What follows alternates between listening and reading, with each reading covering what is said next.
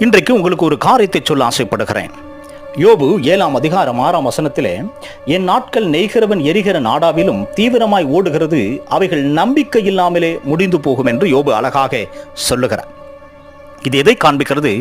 மனிதனாய் பிறந்த ஒவ்வொரு மனிதனுக்கும் மரணம் என்பது நிச்சயமே.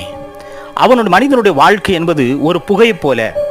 சங்கீதம் 103:15 சொல்லுகிறது, மனிதனுடைய நாட்கள் புல்லுக்கு ஒப்பாக இருக்கிறது, வெளியின் புஷ்பங்களுக்கு ஒப்பாக இருக்கிறது, புகைக்கு ஒப்பாக இருக்கிறது. ஆகவே மனிதனுடைய வாழ்க்கை அற்பமான நாட்களே, சொற்பமான நாட்களே.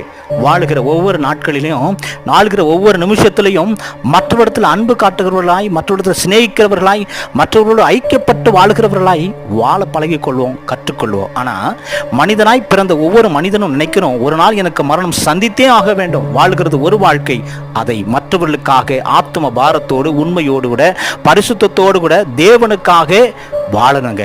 அதுதான் வாழ்க்கை. அந்த வாழ்க்கை வாழ்ந்தா தான் நம்ம தேவனுக்கும் நம்ம நம்பிக்கை வைத்திருக்கோம் பாருங்க, சொர்க்கத்துக்கு போவோன்னு அந்த வாக்கு நிச்சயமாய் நிறைவேறும். அதனால மரணத்தை யாரும் தள்ளி போட முடியாது. ஆதியாகமம் 3ஆம் அதிகாரம் 19ஆம் வசனத்தில் ஆண்டவர் சொன்னாரு, நீ மண்ணால் எடுக்கப்பட்ட மண்ணுக்கே திரும்புவாயின்னு சொன்னார். மனிதனுடைய யோசனைகள் பெருசு தான், ஆனால் அது எல்லாம் ஒரு நாள் அழிஞ்சு போகும். சங்கீதம் 146:4 சொல்லுகிறது, அவனுடைய ஆவி பிரியும், அவன் தன் மண்ணுக்கே திரும்புவான், அந்நாளில் அவன் யோசனைகள் அழிந்து போகும்.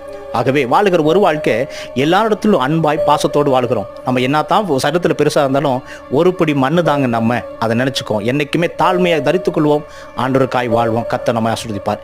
இந்த சேனலை சப்ஸ்கிரைப் பண்ணாதவங்க சப்ஸ்கிரைப் பண்ணுங்க, ஷேர் பண்ணுங்க. கர்த்தர் உங்களை ஆசீர்வதிப்பார். God bless you.